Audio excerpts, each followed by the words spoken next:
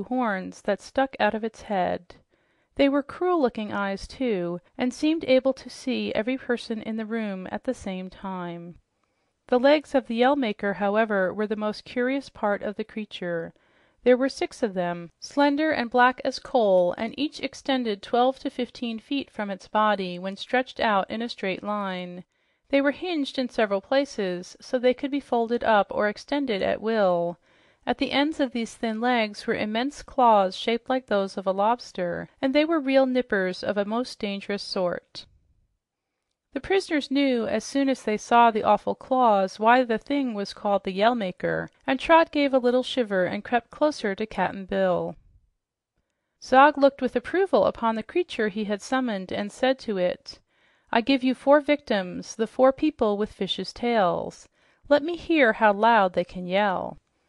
The Yell Maker uttered a grunt of pleasure and in a flash stretched out one of its long legs toward the queen's nose, where its powerful claws came together with a loud snap. Aquareine did not stir, she only smiled.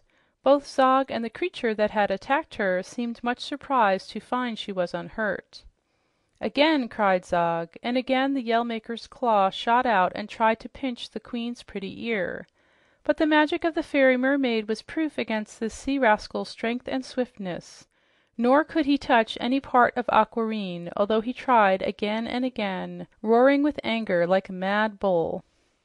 Trot began to enjoy this performance, and as her merry, childish laughter rang out, the Yell Maker turned furiously upon the little girl, 2 of the dreadful claws trying to nip her at the same time. She had no chance to cry out or jump backward, yet she remained unharmed, for the fairy circle of Queen Aquareine kept her safe.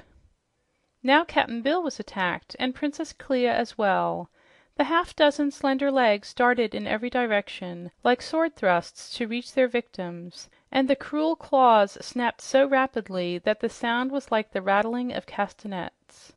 But the 4 prisoners regarded their enemy with smiling composure, and no yell greeted the Yell Maker's efforts. "Enough," said Zog, softly and sweetly. "You may retire, my poor Yell Maker, for with these people you are powerless." The creature paused and rolled its yellow eyes. "May I nip just one of the slaves, oh Zog?" he asked pleadingly. "I hate to leave without pleasing your ears with a single yell." "Let my slaves alone," was Zog's answer. "They are here to serve me and must not be injured. Go, feeble one." "Not so," cried the queen. "It is a shame, Zog, that such an evil thing should exist in our fair sea." With this, she drew her fairy wand from a fold of her gown and waved it toward the creature. At once the Yell Maker sank down unconscious upon the floor. Its legs fell apart in many pieces, the claws tumbling in a heap beside the body. Then all grew withered and lost shape, becoming a pulpy mass like gelatin.